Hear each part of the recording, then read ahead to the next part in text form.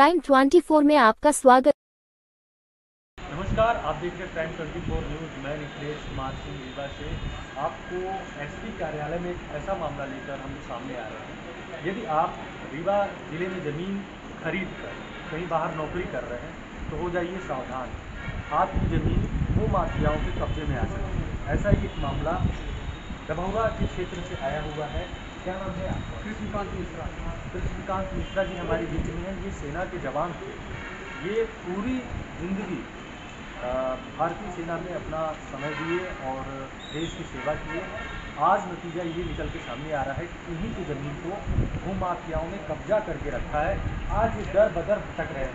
क्या कुछ मामला है उनसे जानते हैं, विस्तार से बताइए क्या कुछ हुआ। हमने डभौरा से अकौरिया मार्ग पर एक ज़मीन खरीदी थी सन 1988 में। उसमें जो है तो वहीं डभौरा बस्ती के रमेश राय दीक्षित, कृष्ण केशव राय, ब्रह्मकेश्वर राय इत्यादि ने सन 2021 में रात में जो है ज़मीन की खुदाई शुरू किया और उसमें पिलर बनाने का कार्य किया। जब 2-3 दिन बाद हमको सूचना मिली तो हम जो है तो मौके पर गए। वहाँ जा कर के रोका तो उन्होंने कहा कि तुम भागो यहाँ से, तुम्हारा कुछ नहीं है, ये हमारी ज़मीन है। उसके बाद आपने स्टे वगैरह लिया होगा? हाँ, इसके बाद हम सीवान तहसीलदार साहब जवा के पास गए, वहाँ से स्टे लिया और स्टे ले करके जो है दिनांक 24/5/2021 थाना प्रभारी महोदय के ऑफिस में जमा किया।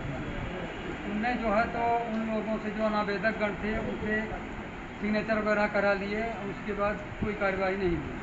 2-3 दिन बाद हम जा कर के फिर पूछे तो कहें कि ये हमारा काम हो चुका है, हमने वो इसकी तामील कर लिया है, बाकी अब तुम उच्च अधिकारियों क्या इससे तामील करने के बाद उस पिलर को धाराशाही कुछ नहीं किया, कोई कार्यवाही नहीं हुई। तो होना ये चाहिए था कि जब स्टे ऑर्डर पुलिस प्रशासन के हाथ में गया, थाना प्रभारी के पास गया, तो उस पिलर को वहाँ पे पुलिस बल के साथ जाके धराशाही करना चाहिए था। उसके बावजूद भी अगर कोई अतिक्रमणकारी या फिर भूमाफिया आता है वहाँ पे अपने आप को कब्जादार बताता है तो उसके ऊपर उचित जो न्यायिक कार्यवाही है वो होनी चाहिए थी। अच्छा, यहाँ तक कि सुनने में आया है कि फर्जी टीप लगाकर 100 रुपये में मतलब आदिवासियों को ज़मीन बेच दी गई है। ये क्या मामला है, कैसे बेचा? इसमें ऐसा है कि जब हम लोगों ने ज़मीन खरीदा था तब तो विक्रेता की भूमि थी, पूर्व दिशा में भी उत्तर दिशा में भी, और सन 1922 में फर्जी टीप के द्वारा जो कि 2022 सन 1972 का लेख है। अच्छा। और जबकि इसके पहले कुछ भी नहीं था, तो 1922 में जो है तो फर्जी टीप बनवा करके 2022 में फर्जी टीप बना करके और 100 रुपये के स्टाम्प पर राम जियामन कोल को बेच दिया। और जिस पे जो है तो उसने घर भी बनवा लिया। उस पर आपने विरोध जाहिर किया? हाँ, विरोध जाहिर किया। घर बनवाने की जब प्रक्रिया चल रही थी तब हम जो है तो रुकावट करने गए तो वो न तो मजदूरों ने काम करना बंद किया और न तो राम जियामन मौके पर मिला, गोपाल भी नहीं मिला, गोपाल का बाप मिला, वो बमफोटी। इस प्रकार से जो है फिर हम न्यायालय तहसीलदार साहब जवा के पास गए तो दोबारा इसके लिए और ले आकर के थाना प्रभारी को दिया।